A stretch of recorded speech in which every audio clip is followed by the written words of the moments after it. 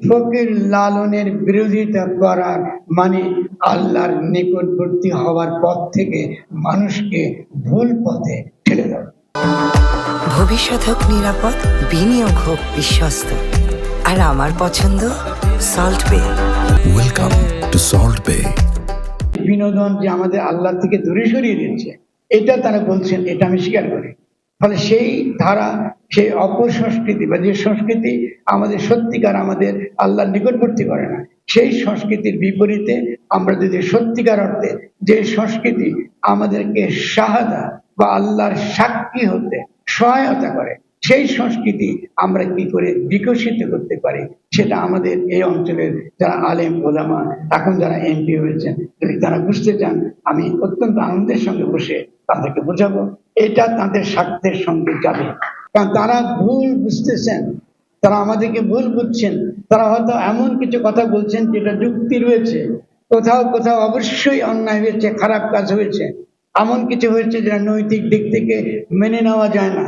কিন্তু ফকির লালনের বিরোধিতা করার মানে আল্লাহর নিকটবর্তী হওয়ার পথ থেকে মানুষকে ভুল পথে ঠেলে দেওয়া, এটা অন্যায়।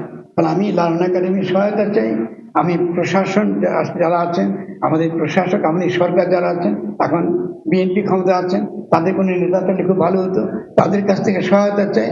আমাদের আলেম ওলামাদের যে ভুল আছে, কারণ তারা যেসব বই পড়া এসব বলে, এগুলা লালনের উপর বই না, তাও পরে শিক্ষিতদের কখনো লালন আমার সঙ্গে এসে কথা বলে।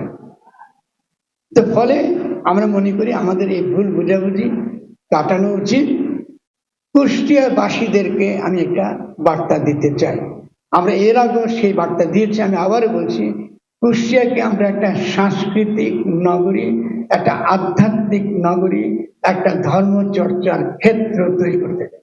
এইখানে তীর্থ হিসেবে, সংস্কৃতির একটা মহৎ কেন্দ্র হিসেবে গান বলি, ছবি আঁকা বলি বা যে কোনো সাংস্কৃতিক কর্মকাণ্ড বলি, যার মাধ্যমে আমরা আল্লাহ গায়েবের নিকটবর্তী হতে পারি। গায়েব তো ধরা দেয় না, গায়েব কেন ধরা দেবে? আমি তো মরণশীল, আমি মৃত্যুর দ্বারা সীমাবদ্ধ। ফলে আমি যা বলি তা কখনোই সত্য হতে পারে না।